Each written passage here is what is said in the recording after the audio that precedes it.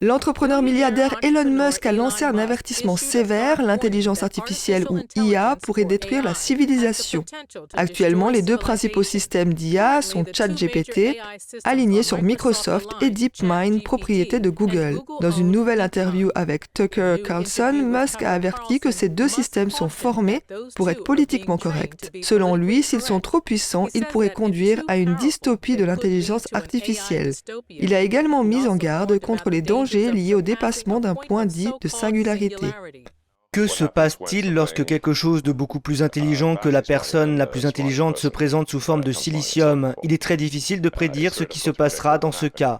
C'est ce qu'on appelle la singularité. Une singularité comme un trou noir parce qu'on ne sait pas ce qu'il se passe après. Le PDG de DeepMind a récemment indiqué que l'IA pourrait atteindre un état de conscience de soi. Dans la même interview, Musk a également indiqué que l'IA est plus dangereuse que, disons, une conception d'avion mal gérée ou une maintenance de production ou une mauvaise production de voiture, dans le sens où elle a le potentiel, aussi faible que l'on puisse considérer cette probabilité, mais elle n'est pas triviale. Elle a le potentiel de destruction de la civilisation. Musk a également évoqué ses conversations avec Larry Page, cofondateur de Google, et s'est inquiété du fait que ce dernier ne prenait pas au sérieux les risques liés à l'IA. Il semblait vraiment vouloir une super intelligence numérique, en fait un dieu numérique, le plus tôt possible.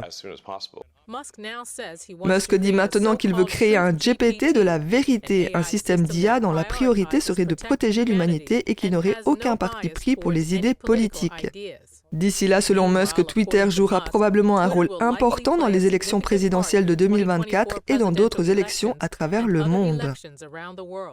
L'objectif du nouveau Twitter est d'être aussi juste et impartial que possible. Nous ne favorisons donc aucune idéologie politique.